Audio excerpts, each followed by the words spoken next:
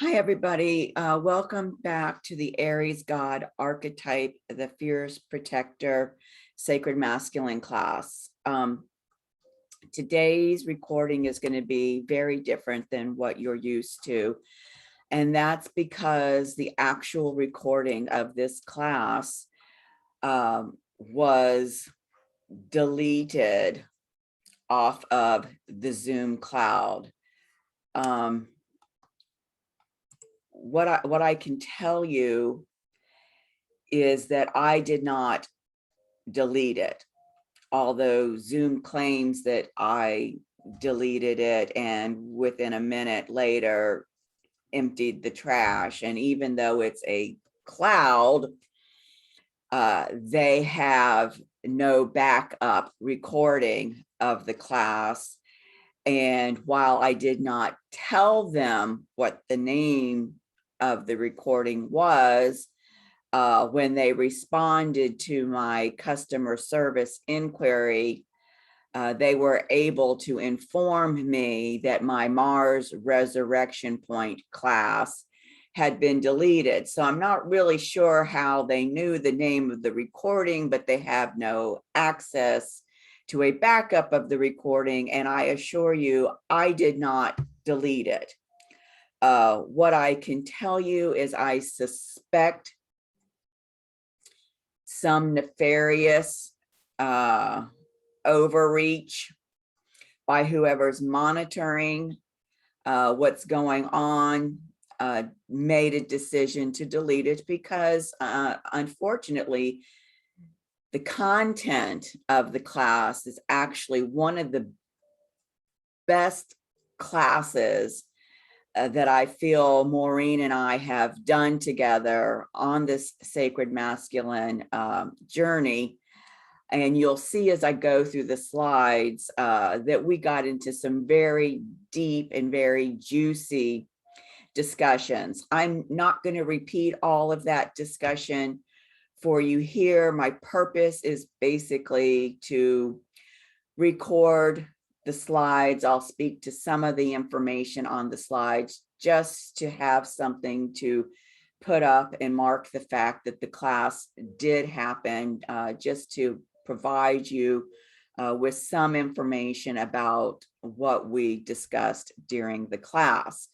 So I'm been devastated by this occurrence. It's been a huge emotional hit for me and has taken me quite a while to process it. And of course, I've come to the decision that from now on, I will no longer record my classes to the Zoom cloud. I will record everything now to my local laptop. And I invite everybody else that's watching this to make the same choice, because it is very clear that what we are discussing via Zoom is being monitored, and somebody at some level made a decision to delete this class, and it was not me.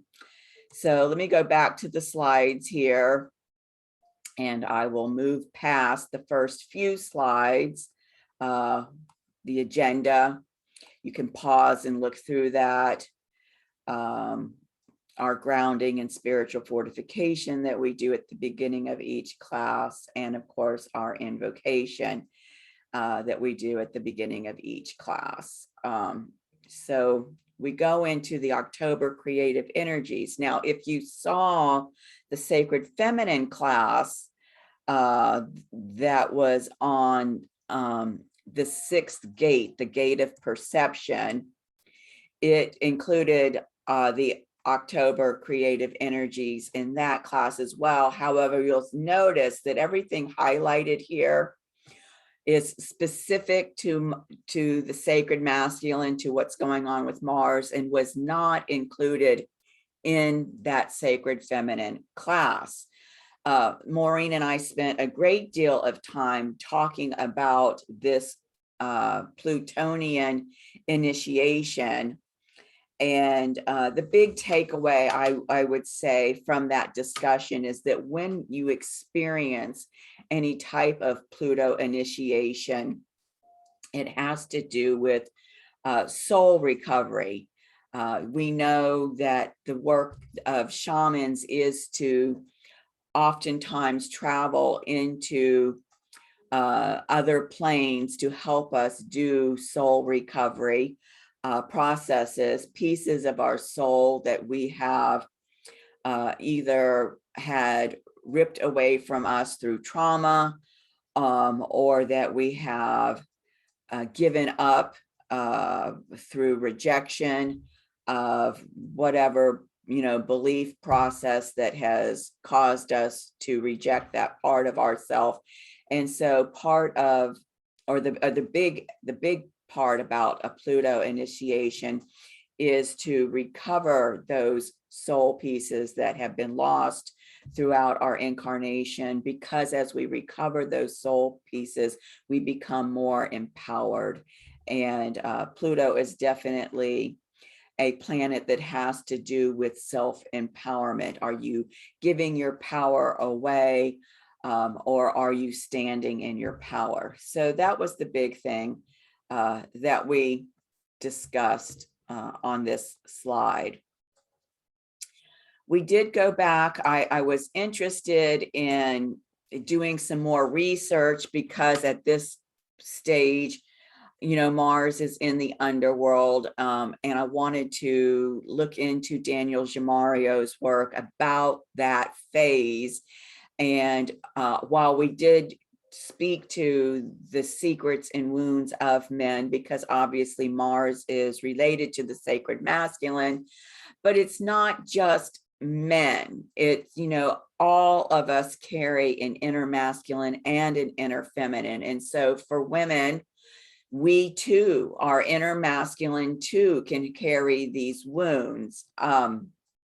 So I did discuss this in the first class, but I felt it was important to bring it back and share this again.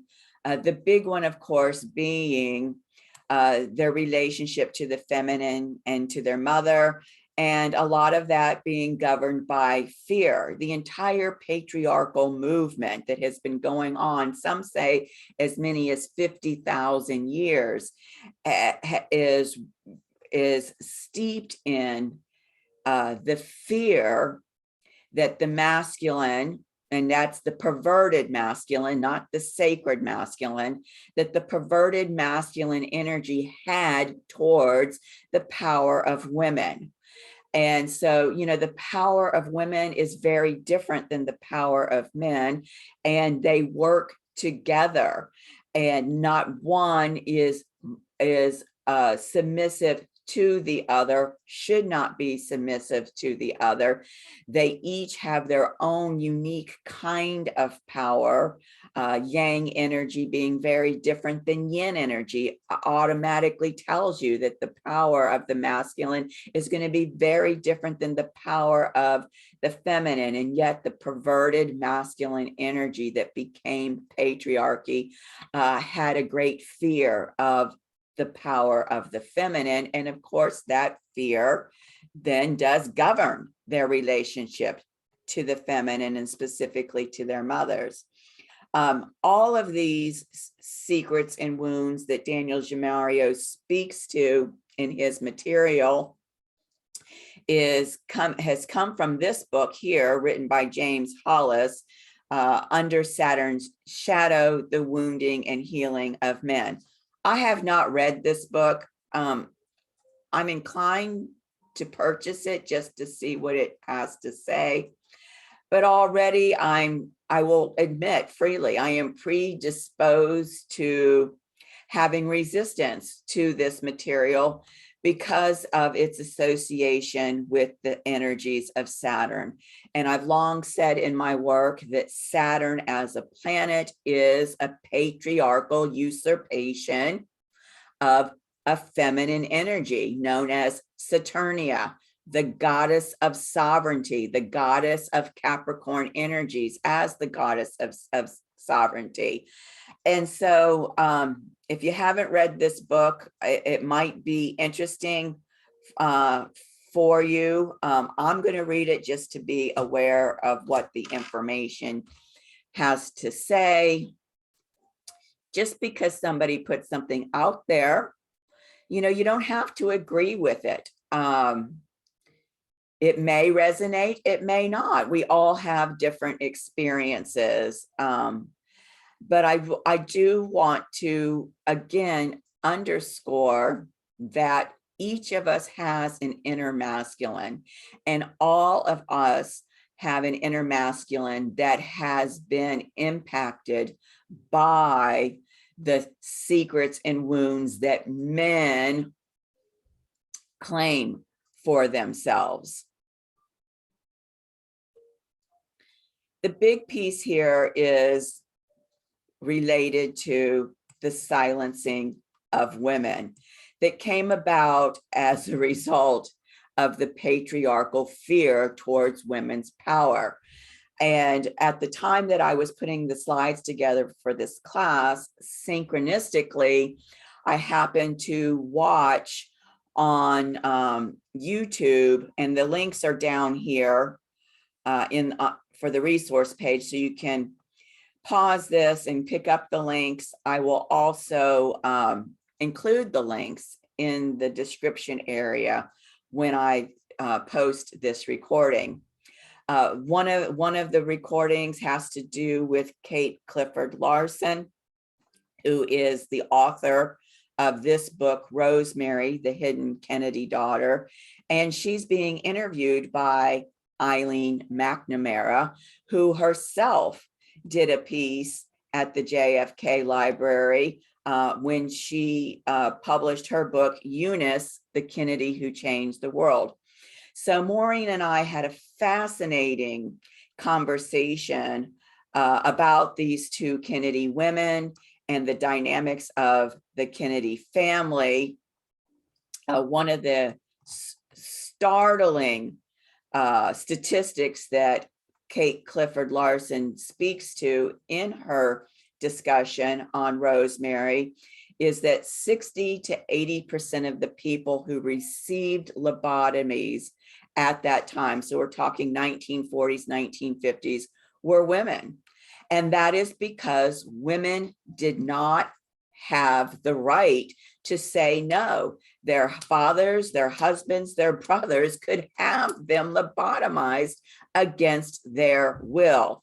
And of course, we're seeing a reoccurrence of this happening in our community now, where people are being vaxxed against their will. They're being bribed, they're being shamed, they're being forced, threatened, forced through threats of losing their jobs if they're not vaxxed. And so here again, we're seeing the same kind of medical tyranny for men and women, and now even children, that we were seeing back in the 1940s against women and their lack of rights to stand up against this. Eileen McNamara is an award-winning, Pulitzer Prize-winning journalist, and the movie Spotlight that has come out recently was based on the preliminary work that she did around the scandal of child molestation and cover-up within the local Catholic archdiocese there in Boston at the time. And this movie is fascinating. If you haven't seen it, you can rent it through Prime, and I highly recommend it. Again, in terms of silencing of the women, one of the things that comes to light through this movie is that the archdiocese and lawyers would go to the mothers of these children that were being molested by the priests, and they were being silenced. They were asked to stay silent because the church was doing so much good in the community, and they were being given $20,000 as hush money to keep it silent. Of course, the children that were the the victims of this molestation, their lives were ruined by their mothers staying silent. And it talks, I'm not a Catholic. I was not raised in the Catholic Church, so I don't understand the subtleties of that culture. But they talk about, these children talk about, grown men that were molested when they were children by their priests, talk about how when the priest came to your house, it was as if God came to your house. And so these women, you know, imagine the priest coming to your house, but now you've got the archdiocese coming to your house. We know it was the cardinal at that time coming to your house. And so how did they speak up against whom they perceive to be, you know, the incarnation or the embodiment of God? How do you stand up against that perverted power, which of course is what patriarchy is all about? So I'm sorry you've missed this discussion that Maureen and I had on this. She had tremendous insights that she shared around this topic.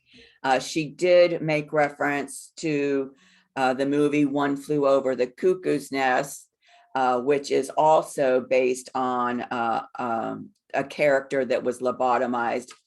Funny enough, it was not a woman, it was a man. And so you may want to see that movie as well. So when I went back to Daniel Jamario's work, because remember, he's the gentleman that co-founded the Shamanic Mystery School with Kaylin Castell, and who created this body of work around the Mars Synodic Cycle, who downloaded what's known as Shamanic Astrology, and his body of work that is the basis for the Shamanic Astrology Mystery School. I wanted to look at some things that we could remind ourselves about this fierce protector archetype that's on the world stage as the Mars Aries overtone. And so one of the fascinating things that, you know, that comes to light, and we see that, of course, up here on the October energies, where we've got Mars and the Sun here, and where is Mars and Mercury retrograde, Mercury being in the underworld in its retrograde phase at the same time as Mars, that this Mercury inferior conjunction, as Mars continued to be closely conjunct the Sun and Mercury after its own resurrection point. And so that was something significant to remind you of, that the cosmic messenger and the sacred masculine were in the underworld together.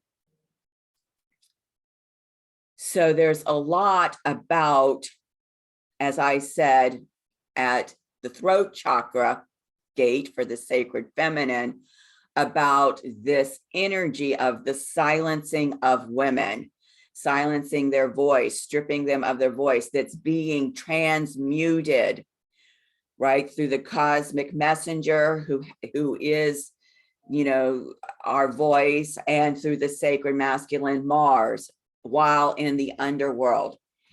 The other thing that was fascinating is that Daniel points out that when this Mars Aries overtone cycle began in October, Mercury was retrograde in Scorpio at the same time. And so I feel like there is an energetic connection between the initiation of this fierce protector archetype coming onto the stage, and with Mercury being retrograde in Scorpio, Scorpio being ruled by Pluto, and us having this Pluto initiation at this time. and also Mercury being in the underworld with Mars. There's definitely an energetic connection about the cleansing of the patriarchal energies that is happening not only through Mars, but also through Mercury in this underworld phase. The other thing that Daniel Gemario speaks to is that every time the Mars Aries overtone is on the world stage, whenever Mars rises from the underworld, Mars always rises in the sign of Scorpio. And so here we've got this link again, that, you know, that this whole journey started with Mercury in retrograde in the underworld in Scorpio. And now here Mars and Mercury are together in the underworld. And then when Mars rises from the underworld, it will be in Scorpio. Those Scorpio energies of the underworld being very alchemical and transformational energies.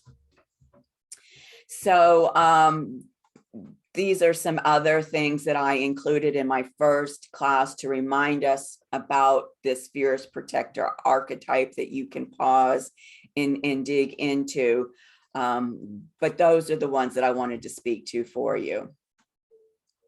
So again, looking to insights from Daniel Gemario about, you know, this descent into the underworld and this whole underworld phase and what that means for the sacred masculine and the masculine principle. And he talks about how this phase means a surrender into the domain of its soul to face the truth of itself and its experiences. And I do believe strongly, and I hope that this doesn't sound harsh, I'm not projecting this towards men, because, you know, women who have an imbalance between their masculine and feminine energy and are more driven by their masculine energy will experience this too, that in order for those wounds to heal, they're going to have to face the truth. The masculine principle, the masculine energy is going to have to face the truth of its profanity, the profane nature in which it has dealt with the feminine energy. And I believe that healing of those wounds is actually going to be a kind of grace that comes through the divine feminine energy for the masculine principle to take that profane masculine energy and make it sacred once again. You know, Daniel Gemario talks about this time in the underworld as a time where we experience a variety of initiatory experiences and can often be experienced as conditions beyond one's own control, because we're having to face parts of our shadow that no longer serve our evolutionary expansion. And it's challenging as Pluto energy can be, Pluto, the Lord of Scorpio, as Scorpio energy can be. The beauty of it is that whatever these energies are doing through you, they're being done because it's to facilitate your evolutionary expansion. If it's no longer serving your expansion and you won't let go of it, Pluto and Scorpio make sure that you are separated from it so that you can continue with your evolutionary expansion. So during this time, you may feel a sense of powerlessness And this is for the purpose of developing more humility and also maturity. Now, I love this piece here. Again, I'm so disappointed that you are not in on the discussion that Maureen and I had around this piece, but what Daniel Jamario has offered is these different time periods when the Aries archetype was on the world stage for Mars, for the sacred masculine, and what was happening during those underworld phases. So I won't go through all of this again. You can pause and read through this, but I think that when you read through this, you will be able to perceive that this underworld phase is breaking up the patriarchal forces on the global stage, and we're starting to see the cracks in that facade. In fact, as of today, as I am recording this piece for you, I just saw a piece that Stu Peters did on his Rumble channel. I'll pull it up here so that I can mention it by name. And it talks about the name of it is Biden, incest and pedophilia confirmed. And it's speaking to Ashley Biden's diary being legitimate and not stolen, as apparently the whole FBI invasion of the Project Veritas editor is all about. Talks about how the FBI cover-up has been exposed in terms of covering up what has been going on in the Biden family. Not only Joe Biden, but also Hunter Biden and the impact on Ashley Biden with this incest and pedophilia.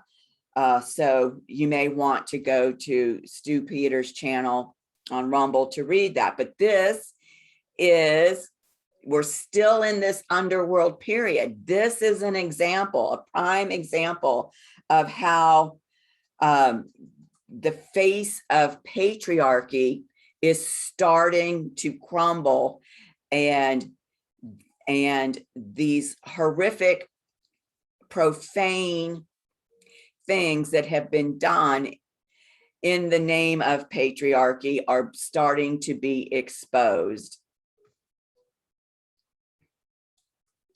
So then, of course, we went through the closure piece on the fierce protector. That is the Mars Aries archetype and its descent into the underworld. We talked about how the sun and Mars was in Virgo at the time that descent happened, and that the archetype, the masculine archetype of Virgo, is the priest of sacred work. And these are some of the things that the priest of sacred work is known for in terms of its energetic influence. And the thing that I think is interesting is this last one: worthy of being a consort for the goddess. And so patriarchal energy is not at all worthy of being a consort, because we know, based on sacred relationship, that the god and the goddess energies, the priest and the priestess energies, the masculine and feminine energies must meet in conscious, equal partnership. And so this is a huge piece of this underworld, is the purging and the purifying of this profane patriarchal energy so that the sacred masculine energy can be restored to this planet, and that those that are men on this planet and those of us who are women that contain masculine energy can finally begin to tap into what is this sacred masculine energy all about. We have not had any role models for sacred masculinity on this planet. And it is my hope that after this Mars Synodic cycle completes, or as it's beginning to complete, that some of these role models for what it is to hold that sacred masculinity and to be worthy of being the consort for the goddess is, how does the masculine energy live in a sacred way? And so that's what I'm looking forward to seeing show up on the world stage. We did this closure piece here that was specific to Maureen and what this Venus trine Saturn retrograde aspect during that descent into the underworld was activating in her chart. So I won't try to speak to that because that's Maureen's piece and she's not here to speak to it for herself. So again, just wanting to remind you of where we are in this Mars Aries synodic cycle. Phase 3 of the 6 phases is this underworld phase that we're going through. And in October, we had that Mars resurrection point that happened on October 7th when the Mars and Sun came together. In November, and I will tell you that we are in November now. As of today, it's November 8th. Later this month, on November 22nd, Mars is leaving the underworld. And what's fascinating is Maureen picked up on the fact that the day that Mars is rising, the fierce protector is rising from the underworld, is actually the day that John F. Kennedy was assassinated. And it is fascinating to me that this synchronicity is occurring while at the same time I was being shown this information by these two powerful women who have very clear voices that can speak for Rosemary Kennedy and for Eunice Kennedy. And let me just even say now, while I'm back on this slide, one of the fascinating things that Eileen McNamara says about Eunice Kennedy is that, and of course, many people recognize Eunice Kennedy for founding the Special Olympics for children with disabilities. All of the agencies, the legislation, everything that was done during the Kennedy administration for persons with disabilities that President Kennedy enacted into law and created in terms of agencies, all of that was done because his sister Eunice Kennedy pushed him to do it. And she never took credit for it.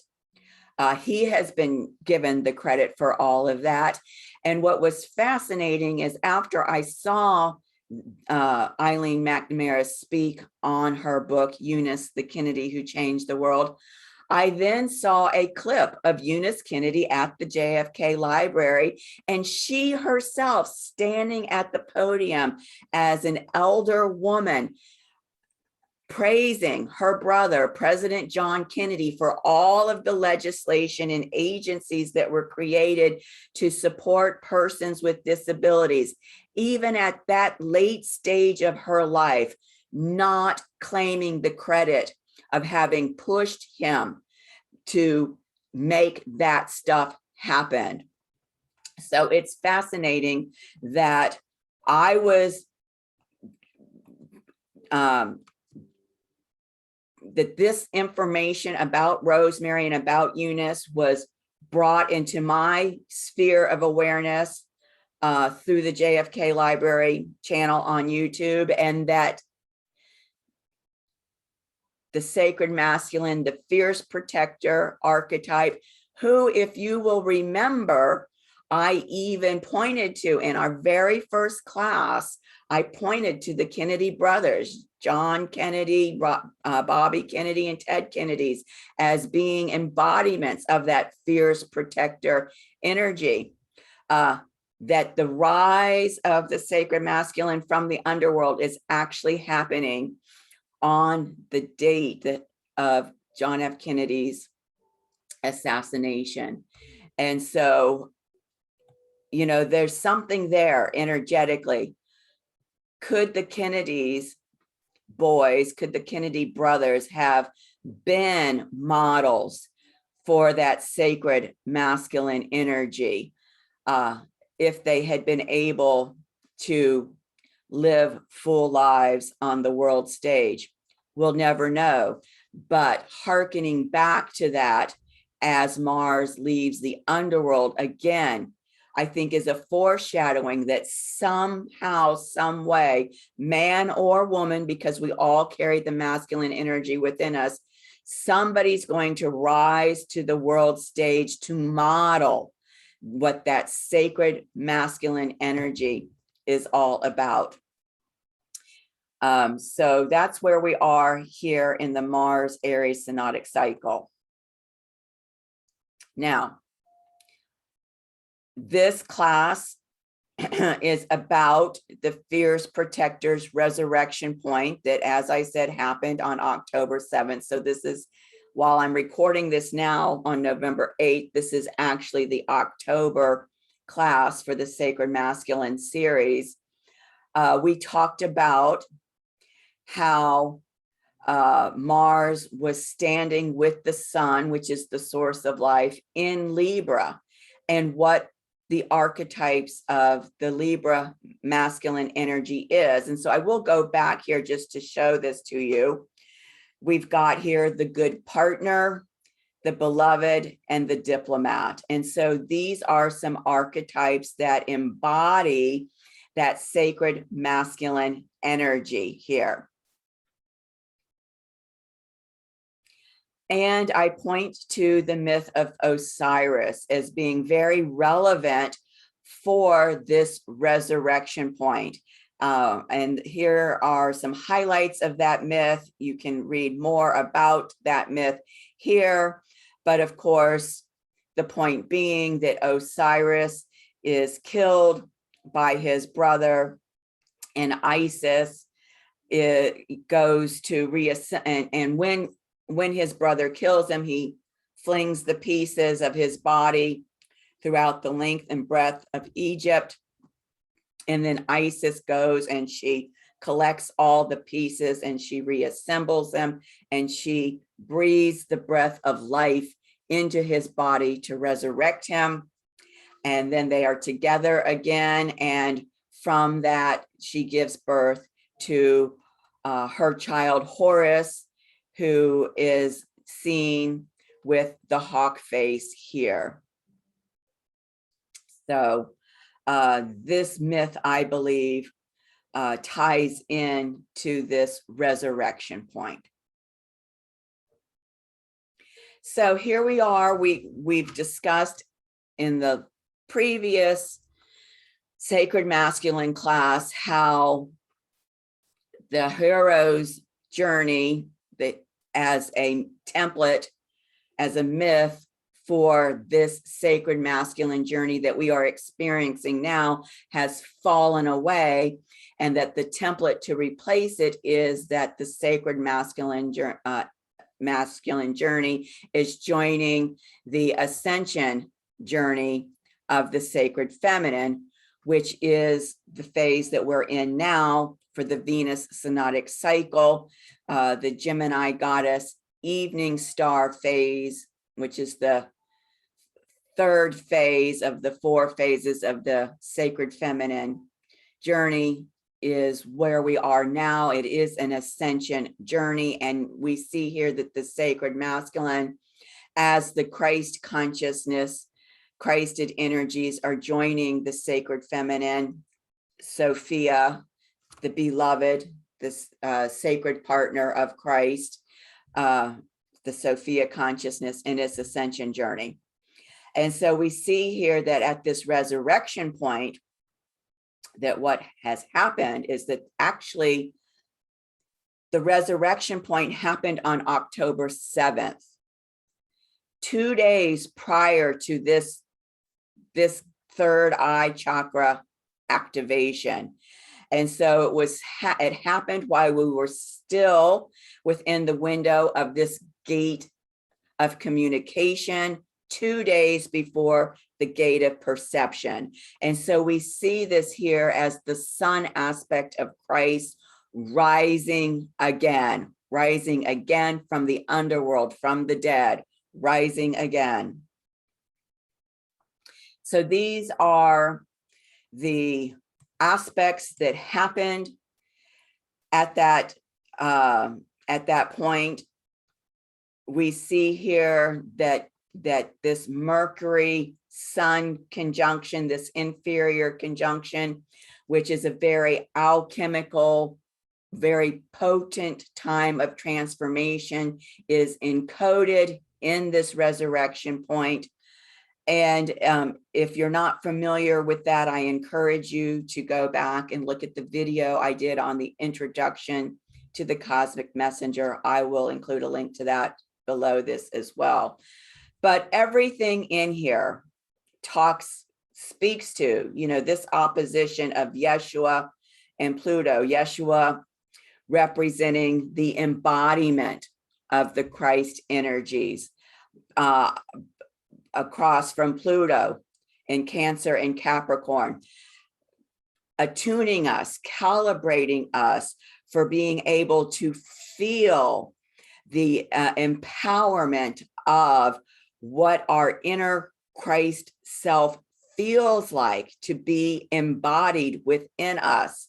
This Yod, which has Yeshua, again, the embodiment of the Christ energies, the sun aspect of Christ, even here as the sun aspect of Christ opposite Pluto, could also be translated as a resurrection of the sun aspect of Christ.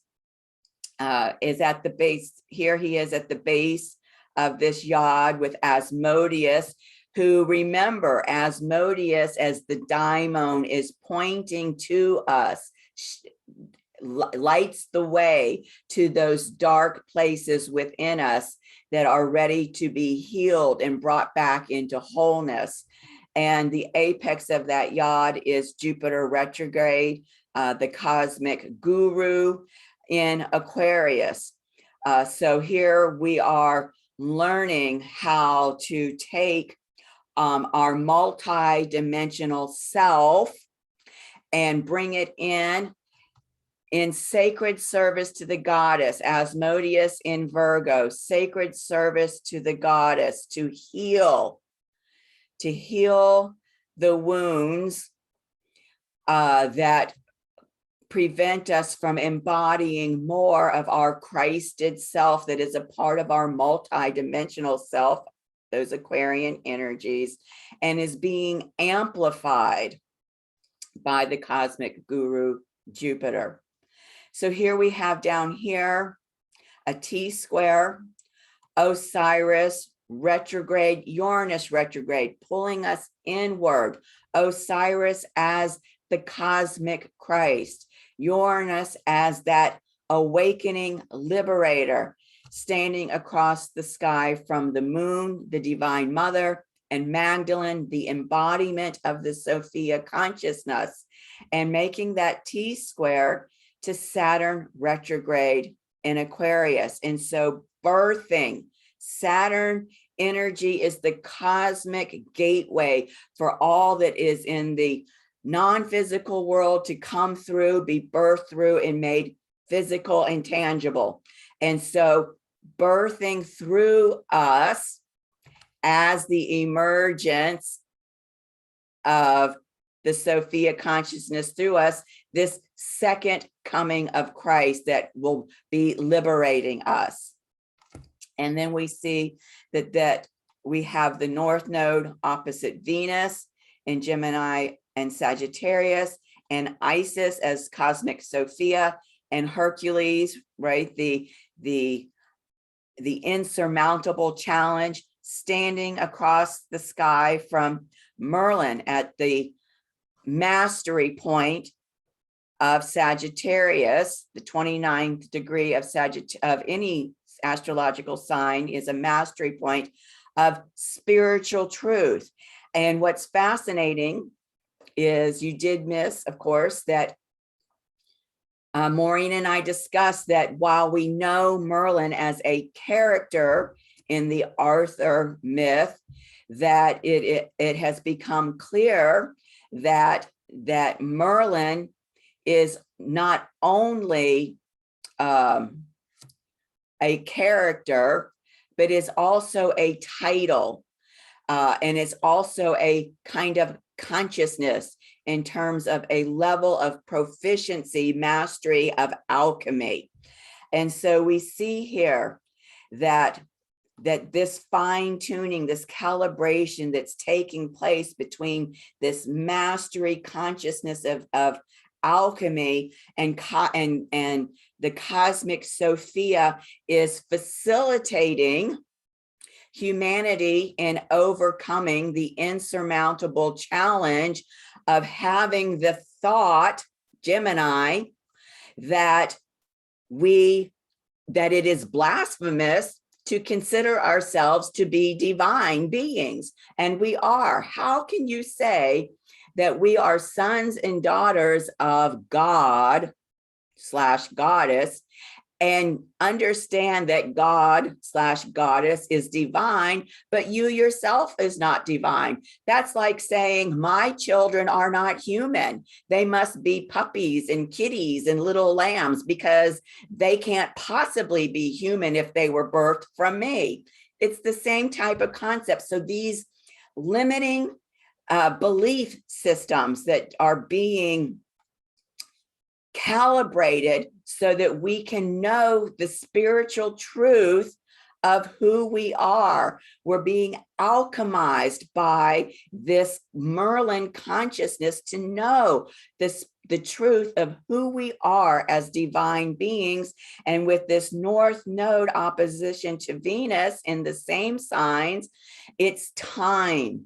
It is time for humanity to wake up to the fact that being human is a sacred gift, that we are embodiments of the divine. So this is what it looks like on the chart. I'm not going to go into all of this. This is really for the purpose of my students, so that we overlay this onto their natal charts and their solar return charts to see how these aspects are activating them in terms of their own personal soul growth and expansion, and their expansion of consciousness as well. And so that's everything in a nutshell to present to you the slides for that October class about the resurrection point for the sacred masculine. Again, I'm deeply apologetic that the original recording for the class was lost. I guess that's the polite way of saying it, because the discussion that Maureen and I had on all of that information, it was just so deep, so juicy, very, very consciousness expanding. And I feel badly that you've missed out on sharing that discussion with us. But I hope that by sharing these slides with you and not choosing to just post nothing and acting as if that event did not occur, will be of some use to you. So I thank you for watching these classes, and I appreciate you liking the videos. I appreciate you subscribing to the channel, the Rose Real Mystery School channel, clicking the bell so that you'll be notified when I upload classes to the Sacred Masculine Library and the Sacred Feminine Library. And I will just go back to the slides very quickly and show you that this is where you can go. This is the name of my channel on YouTube that you can search for to be able to like and subscribe. And if you have any interest at all in participating in our classes, this is where you can go here to subscribe to our classes. I will take a moment here to remind you that in January, we will be initiating our Cosmic Messenger class that is being built around the Mercury Synodic Cycle. And again, if you did watch that intro video, which I will put a link to below, it does give you a very clear understanding how the Mercury retrograde piece of that cycle, while it's very potent and very transformational, is just a very small piece of the entire Mercury Synodic Cycle. So I thank you for sharing your time with me and for supporting this work. And I send you all my blessings from my heart to yours. Bye-bye.